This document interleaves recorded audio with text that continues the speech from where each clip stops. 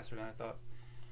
Okay, I got everything ready to talk, and this is technically take 5, and I really am about losing that first part, because the way Snagit recording software works, it's got this big huge stopper and pause button, and when you're trying to navigate around your screen, and I realized I was talking for about 10 minutes and it wasn't recording. So that being said, I saw some comments and I didn't realize I wasn't getting any notifications on comments, which is kind of annoying.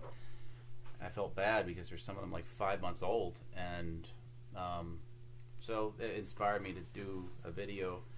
You know, I noticed a lot of the people who have gotten better just stopped making videos. They stopped making updates, which is awesome, because they're back to life, they're back to living. Except of course those who are advocates. Jocelyn, Benzo Brains, she's doing really amazing work on helping people. I wanted to actually try to just support her and kind of make her a focal point for her to interview other people, her to kind of take the reins and talk about what's necessary for people, and and as far as updates from random people, because what's hard is what I found in the comments is everyone's looking for the solution to sleep, the solution to getting better, the solution for titrating properly. And the best illustration of professional gave me was that like, not everyone is that Betty Crocker recipe where come on in, bake you at 325 for 18 minutes, come on in, bake you at 325 for, it doesn't really work that way, because we all have a different reason why we went on benzos, a different reason why or different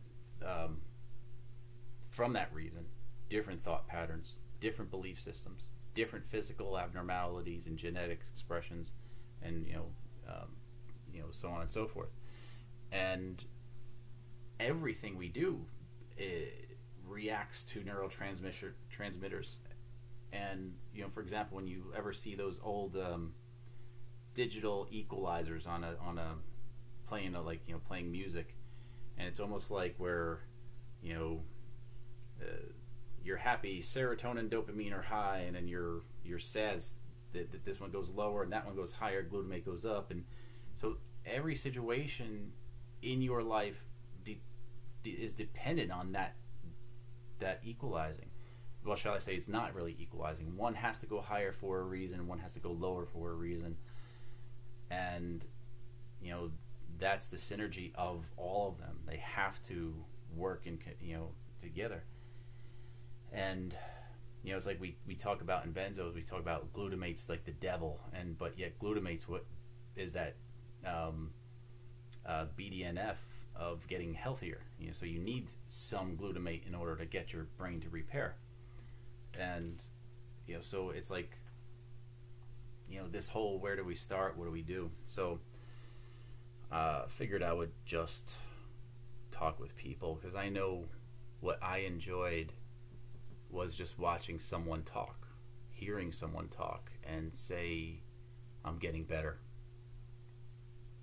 I think that's one of the greatest things is I can show you guys a concept of better, because anxiety that we're talking about, and my first video is primarily very important. You have to know, why did you go on in the first place? You have to know why.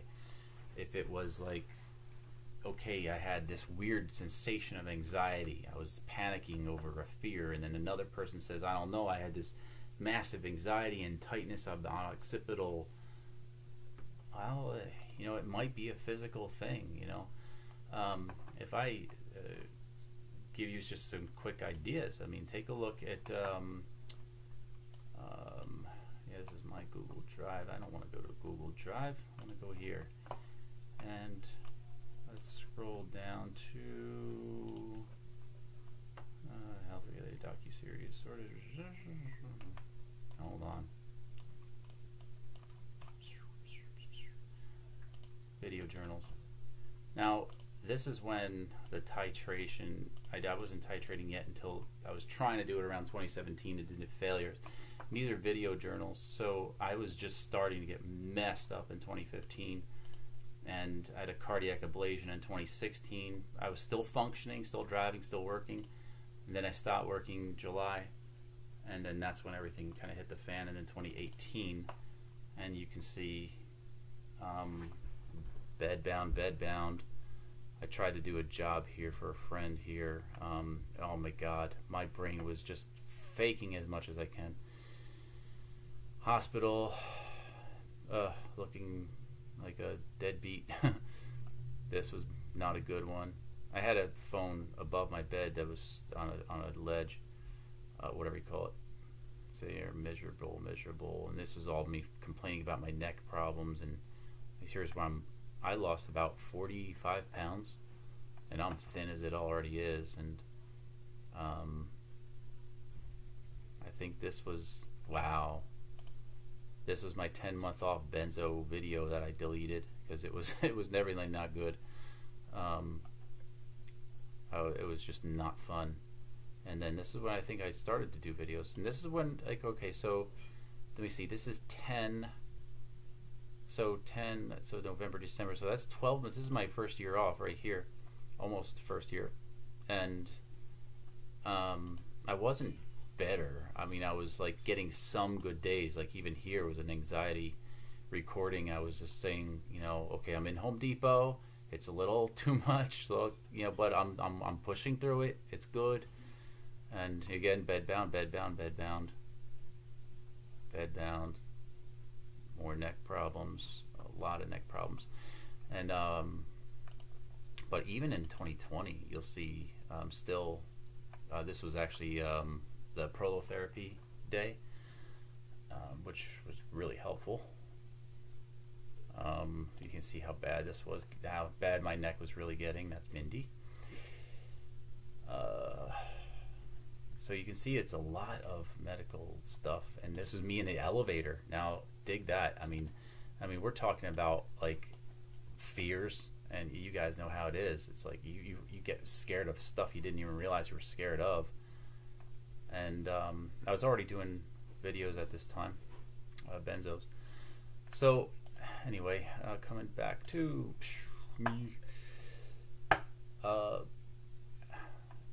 you know, it is imperative. I want to show you another thing about, like, you know,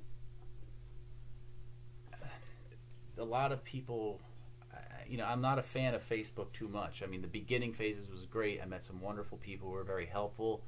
The majority, unfortunately, were very triggering and scare you like you're gonna die. And if you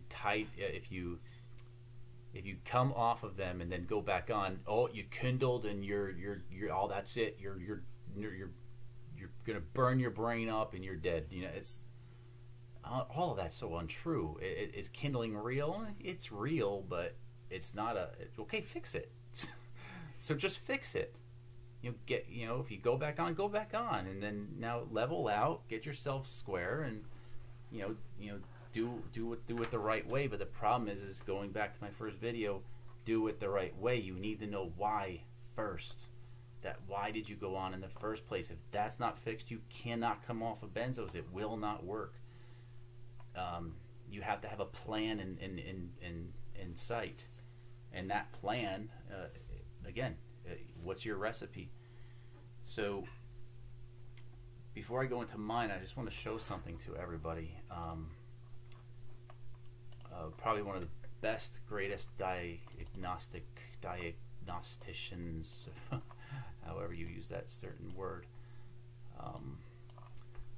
Caring Medical, who does prolotherapy, talks about how cervical instability, disassociation issues, anxiety, depression, uncontrolled emotions, totally me. And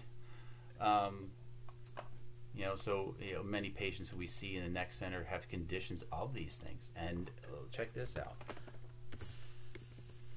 Not this one. go into the next one. Boom. A lot of people talk about thyroid problems, especially come off benzos, which is true. Benzos can actually cause a lot of problems. People that have dysautonomia, again, a lot of cervical instability. People who have EDS, you're probably not familiar with the ADS, but you probably have it. Ehlers-Danlos syndrome is that very flexibility disorder. So people, if you want to just test a quick test, take your hand just up like this, flop it down, take your thumb and push towards your wrist. Now this, what I can do is not normal. This is not normal. But there's people like they can throw it so far. This side I don't go as far. The other test is when you go straight armed. Now I have a perfect level, so my EDS is not massive EDS. It's more like self-created EDS because I've done stupid stretching trying to be Van Damme back in the past. But some people have that where it actually concaves here. It'll actually, I'm sorry, it goes the other way, where it goes past the elbow. EDS tends to run into a lot of problems later in life. It's not a death sentence.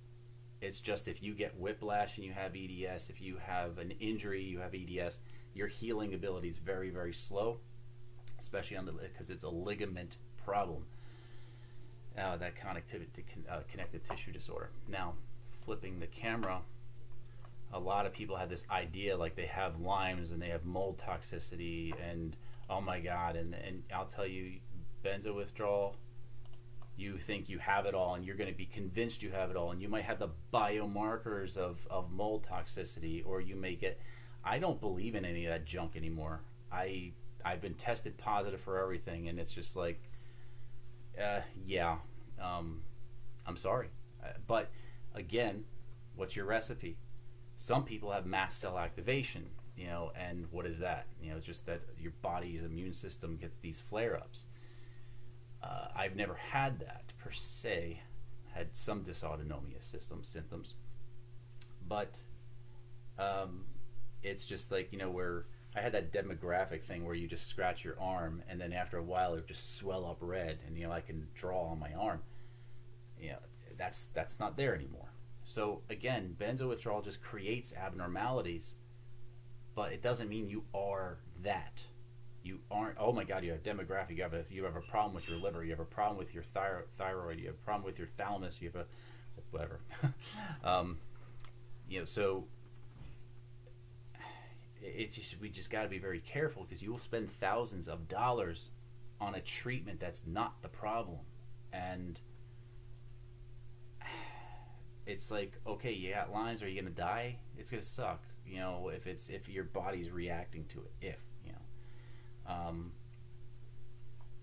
Again, I'm not a big believer in a lot of stuff. Electromagnetic fields, I was big into that. I had my whole room grounded. I probably still have it on this desk. I wouldn't doubt I do. I have a grounding wristband, and I mean, I was like even testing the voltage when I use a computer. It's amazing what the fears do, and you just gotta get yourself out of that first. But you gotta look at my first video of, like, you know, why am I here? Why am I on this? And when you start coming down, if you start getting a lot of neck pain, a lot of all this stuff, you know, get an X-ray and look at it. You know, see whether or not there's rotation. And but be careful. Chiropractors, dangerous. And a lot of levels. I know everyone means well, and I don't care what flack people give me. Like, I felt great after an orthogonal. Okay, good. If it worked, it worked. But if it's a C1 problem, you know, and you know, I don't want to go too far into that. So let me see what else I had here. Oh, placebos. I was looking at the you know, percentages of placebos, you know, like where like, you know, an antidepressant versus a placebo, and WebMD is actually realizing that these percentages, I know you can't see this screen, the percentages, for example, if I compare pill placebo and I say, wow, the pill was 75% more effective than a placebo. Now you have to take that 75% and say how much of that was actually the person responding to the placebo effect of the pill, not the actual pill. And that's where they don't realize that those numbers are just junk, and so we don't know. Frankly, I wish we were legally allowed to have a doctor just give us placebos and like, oh, this is definitely gonna save you. Anyway, so that's just another thought. But cervical instability is a big deal. It is a big deal. Electroboom, this is a professional electric dude. I love this guy. He's hysterical. But is 5G spelling our doom? And I'm sure you may have heard about, like, oh my God, my cell phone's making me, all that's that alienation, alien brain. It's lies. It's lies. Otherwise, if that's the case, then every human being would be affected. Going back to my illustration, yes, we're not all the same recipe, but you're telling me, and the second you walk into any house has electric outlets everywhere, and you're getting hit by that stuff, and that's, again, it goes back to that fear disorder, worry disorder, and that creates a worry trick of the brain, and we really think that that's the problem. Hold on, and I'm back. So I went through all the weird stuff. I went through everything. I went from Young Living oils, and I'm going to tell you though the concept of how some stuff works, and I'm going to talk to you about what really helped me in this process. My recipe. My world was highly controlled by society, what people wanted, what I thought was expected of me, and I would do too much. I was just interrupted.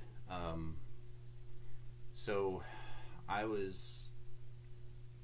put all my angers and stuff, boiled it down like Central Intelligence movie, and but it was like only until later when something hits the fan or something happens to you and you're like, wait, what? And then you start looking at life for the first time and you realize I have none. I'm successful financially, I'm successful spiritually, I'm successful, but I really was just kind of like an autopilot.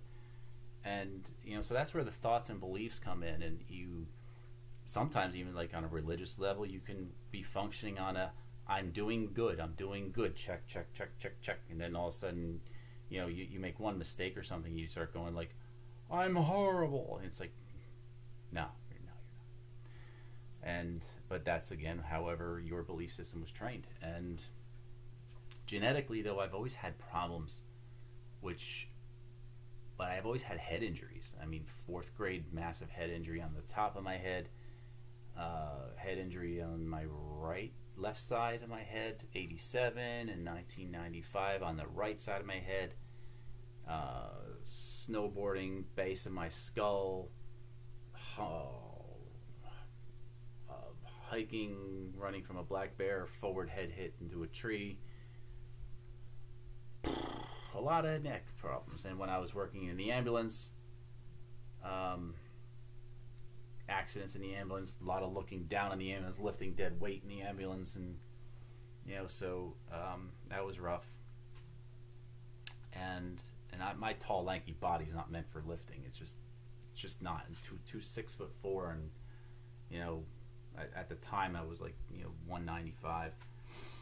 And when I got into benzo withdrawal, I went down to 160. I went from 205 to 166, like 165, 166. It was horrible. Although I loved my abs. I mean, they were looking pretty good. So as far as anxiety, it will go away. You have to believe it will go away no matter what you feel. It's just a nasty wave of crushing waves, one after the other. You get up, boom, crushing you, and it'll be hard, but So my first phase, my recipe was, and I think this works for everybody, venting, feeling your feelings, and you feel them without judgment.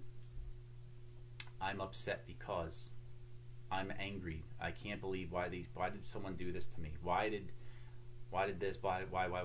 And then eventually it turns in towards yourself. Why did I allow? Why did I allow? Why did I allow? Why didn't I speak up? And it's just, it's painful because you never looked at it in the first place. So I had to do that. Took a long time before I was ready for the next phase, which was now kind of labeling and identifying and trying to change how I view things. Not easy. Still there. Breathing exercises helped a lot. Peter Smith's he's the guy I did on I think I mentioned it in another video about this was huge. FasterEFT.com. This was a big help for me. You can get that 7-day sign up for. You get that 7-day, which is sufficient enough. It's really sufficient enough. Very psychological. It's actually amazing. Peter Smith is a very brilliant balancing brain chemistry from like bipolar, and I worked with him to discuss benzos, and I think I don't know if he has it in here. Look, you can see how much he has. Lithium orotate, don't touch it unless you have bipolar. How do you treat your leaky blood-brain barrier with GABA supplements? And don't be fearful of GABA supplements. Just because you hear GABA, it's like, oh, stay away from GABA. No, it's okay. It's just a matter of how does it work on GABA receptors is the question. And that chemical benzo, not good. Why you shouldn't take GABA supplements, that's a new one. Actually, just a pure amino acid, so we ingest GABA every time we eat protein. Oh, okay, so it's not necessary, basically what he's saying. That's a way to test leaky brain, they say. I thought he had one on benzos in here, and I guess he doesn't have it listed on the side unless you guys saw it scroll. But I talked to him about 3 times. He gave me a supplement stack that was rather helpful. And this is the other guy I worked with, David Toman. This guy is just absolutely amazing. He really is aware of like all of the nootropics on how they work with the brain. And what he takes, I've tried a lot of these things. So there's one here, Performance Lab Sleep. It's a very natural supplement for sleep. But again, the problem we're dealing with is, does that work? Does the mechanisms work for it to be used? And that's where I find that we're not gonna. It's not gonna work for you. But it could. Almost lost my screen. Still recording? Yes, we are. All right. So venting, breathing exercises. I got the breathing exercise, the mindless meditation, I call it, from Peter Smith. He has a thing you follow. And at first I was like, this ain't it's not manly to do this. It's like, I was weird and it's very stereotypical. Forgive me, my neck's really tightening up. Very, very tight. And yeah, so I got like 5 minutes in, and I'd be like, this is stupid, and until I finally realized what the goal was, is that can you shut your brain off willfully? And once I realized, oh, okay, it's not, weird stuff to do, like, meditation, lama. It's a matter of like, can I go limp, relaxed, willfully, and not worry, not letting thoughts coming in and destroying my life. 20 minutes, I'm taking a break from it. I'll deal with that later. Staying relaxed. And it was really fascinating. And I tell you, when I had anxiety attacks, boom, I was able to turn that on to go, I'm having an anxiety sensation. Okay, just going limp. I see anxiety, it's there, and then eventually it nearly goes away, and it saved my life a lot. So that's that. So the next thing was a matter of resetting my own life's focus. Realizing I'm far from it. I'm far from there, and it's just a matter of not judging people, allowing other people to be who they are. Not to get religious on you, but the best scripture I looked at was when Jesus is getting on the dying on the stake. He said, "Forgive them; they don't know what they're doing." Now, these are the people who put thorns on his head, and whipped him and beat him, and all that stuff. And he says, "Forgive them; they don't know what they're doing." I think they know what they're doing, but that's not the lesson. The lesson was that's what they were trained is okay. They were trained to do that. That's normal life. So they don't know what they're doing, and it hit me realizing that when someone bullies you or someone's upset at you, that's just their universe. That's how they see things, and that's the way we forgive them. And it's your mind. It goes to a new world when you start to understand that. It's like, oh well, I was just in your way. I was collateral damage. If it wasn't me, it would be the dog. That you would have picked on, because your world was upset, or you were disturbed, or that's where the compassion has to be learned, and it's not easy. It's not easy to do, but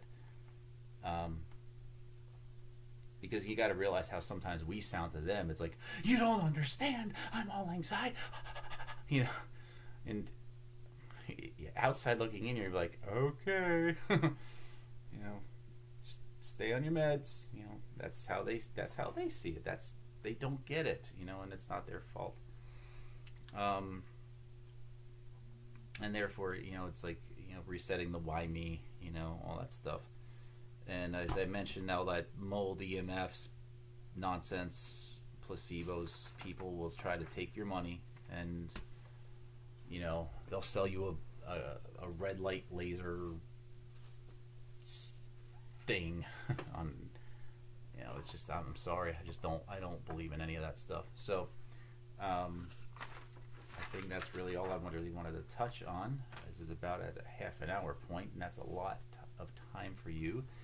Oh, here's something I just wanted to share with you guys, in case you're just curious about the tapering thing. And I know in my second video I did this whole Excel master thing. It's like, what do you do? Right, so let's take a look at something real quick. Let me delete that, and it's just real quick. And when you look at these things, I think he takes aniracetam, and now all these racetam families, like, look what these things do. So a desensitization of glutamate, right? It kind of balances glutamate from being too high. But you do have to take a acetylcholine supplement, and acetylcholine is very important. So for brain optimization. But when you look at another Nopept, which is another, I think it's related to the racetam families, right? Yes. All right. So it's original. So it's part of that racetam family. But look how it has boost cognition, memory, learning, perception, logical thing. I never took this during the benzo withdrawal. I just started taking it now. Is it working? I don't know, because I'm sure I was feeling normal before I was taking it. But this is interesting here when you get down to this this BDNF. This BDNF is that brain-derived neurotrophic effect. This is what builds nerve. This is the nerve growth stuff. So you don't feel anything when you're dealing with this. It takes it could take months, weeks, or many months, shall I say. Also does works with glutamate. It prevents the release of excess glutamate. Man, I wish I found this prior to see how this would have affected my brain. And it also works with brain waves. So I do believe if you go to excess beta, you have to add something like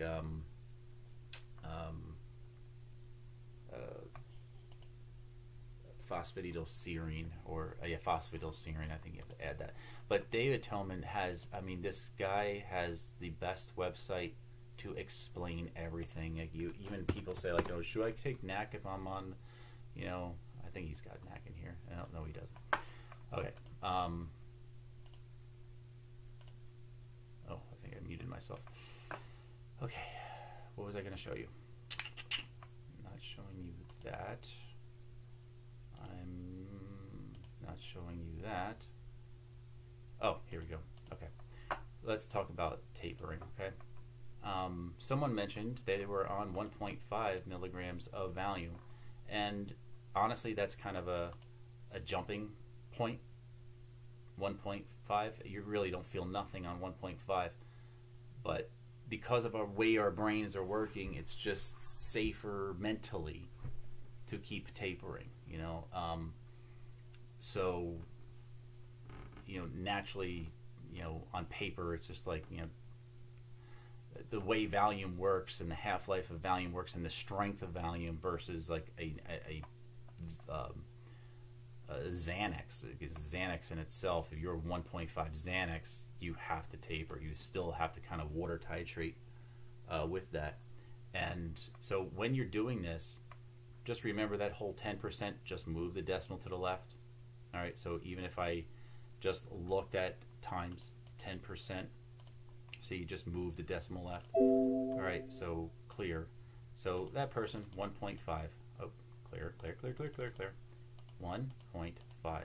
Right, so if you're dealing with a 10%, you just minus that 0.15. All right, now you're at this, and then you have to look at it this way. How do I feel? Now with Valium, you usually have to wait 5 days to go through that whole how do I feel, how do I feel, and then you're gonna, you know, kind of take that for like, you know, a good 20 days, so to speak, and then you're gonna judge. Because if you start feeling too crazy, or you're going out, you know, going back, you know what, go back, yes, go back to clear, go back to your 1.5, and then reset, get yourself feeling normal again, and now you can try that 5%. Now 5%, unfortunately, is a little harder. You have to go decimal over and then cut it in half. So just times 0.05 equals, all right? So that's what you're subtracting. So that's 0.075. So that's where you're going to find your, whatever your number is going to be. So that, you know, what was it? But yeah, 0.075 equals. So then that's going to be the water titration dose. You'll have to, of course, you know, do the math of that water thing if you're doing it that way.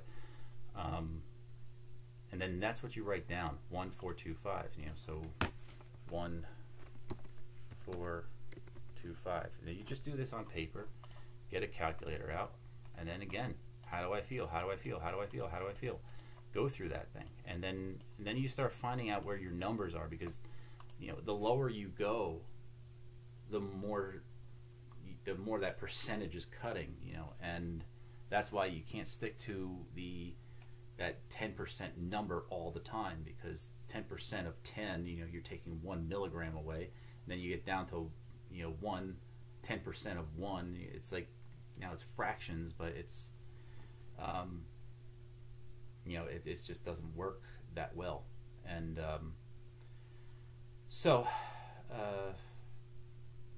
yeah, so you can do it with a calculator. It's not that hard, you know, just by taking that number and trying to do it. But it really does boil down to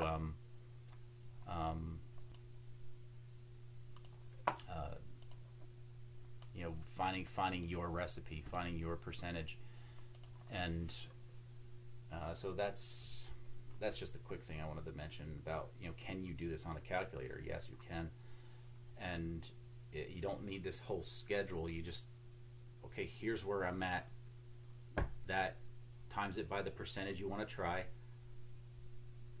Just write the math down. 1.5 minus 10%. Okay, what is it? And then you can try that out.